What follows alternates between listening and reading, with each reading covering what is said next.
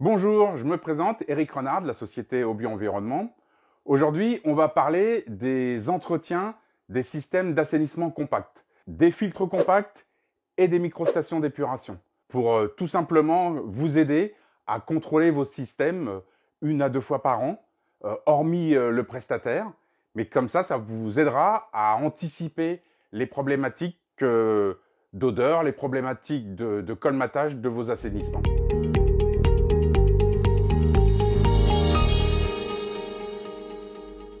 Dans un premier temps, on va parler des systèmes des microstations. La microstation, je pense que tout le monde connaît.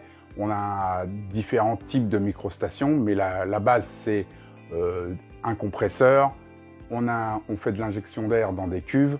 On a soit des supports fixés, des bouts activés. Mais souvent, la problématique sur une microstation d'épuration, c'est de l'adjonction d'air. Généralement, ce qu'il faut faire super attention, c'est que vous avez votre compresseur, et le compresseur, il y a un filtre à air. C'est tout bête, ce filtre à air, si votre armoire de commande est soit à l'intérieur ou soit à l'extérieur, il y a toujours un peu de poussière, et ça, régulièrement, il faut quand même le regarder. Je dirais qu'une fois par trimestre, vous démontez le capot du compresseur, et vous dépoussiérez votre filtre à air, comme un filtre à air sur une mobilette. Vous voyez, c'est vraiment tout simple.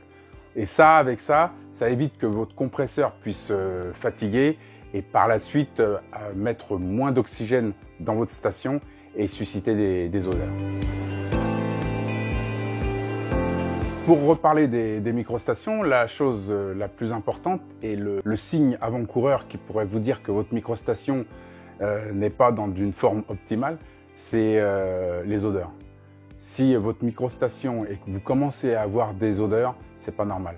C'est-à-dire qu'il y a un dysfonctionnement. Donc là, la chose la plus simple, c'est au moins d'aller vers son moteur où il y a le compresseur et de savoir au moins s'il tourne. Et s'il tourne pas ou si vous avez un coffret de commande, alors selon les marques, il y en a où il y a des coffrets de commande avec des petits voyants verts, il y en a d'autres où il n'y a pas du tout de coffret de commande, où le compresseur est dans la station. Là, c'est vrai que c'est un petit peu plus compliqué, mais pour la plupart, les compresseurs sont à l'extérieur.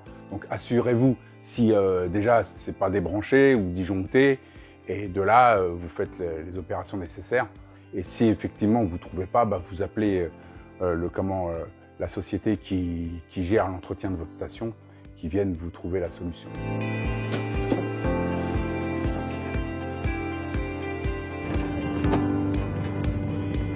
Les filtres compacts, c'est une autre problématique. On a une fosse et un filtre. On a des écoulements. Quand on parle filtre compact, donc c'est-à-dire qu'on a un support avec une entrée haute et une sortie basse. Et généralement, la problématique sur les filtres compacts, c'est les ojets, c'est-à-dire qu'on a à l'intérieur du filtre compact comme une petite bascule ou alors des rampes de diffusion qui fait qu'on vient répartir les effluents de la fosse sur tout le filtre. Donc, selon les techniques, selon les marques, c'est différentes choses, mais c'est là la partie la plus sensible. C'est-à-dire que soit les ojets ont tendance à pas basculer parce qu'ils se grippent ou ils sont mal calés, ou alors c'est les rampes de diffusion qui commencent à se boucher. Pour ce cas-là, la problématique, c'est votre filtre qui est mal irrigué et qui peut en partie colmater ou mal traiter et surtout générer des odeurs parce que les bactéries n'arrivent pas à se développer sur le massif parce que le massif est mal dispersé.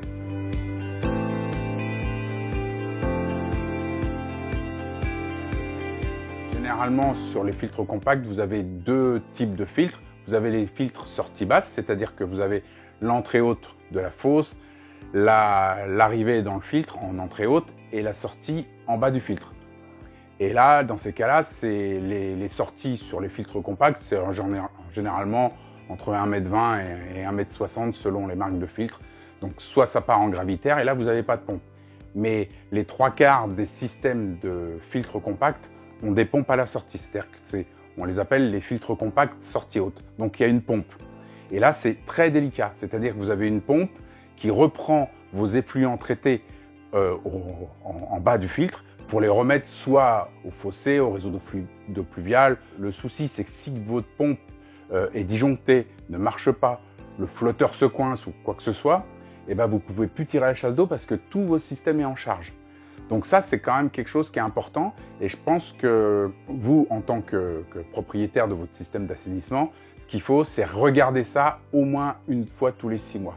Vous ouvrez le puits où se trouve la pompe et de là, vous regardez si ça fonctionne correctement. Alors vous prenez une petite canne et vous actionnez le flotteur, savoir si la pompe elle démarre.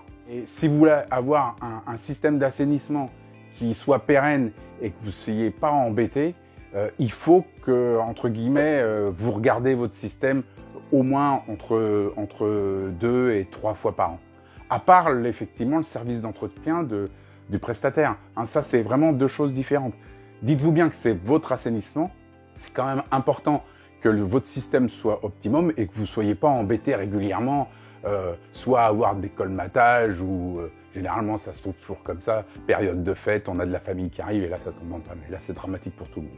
Donc c'est pas la solution. Donc de la prévention, c'est ce qui prime au plus.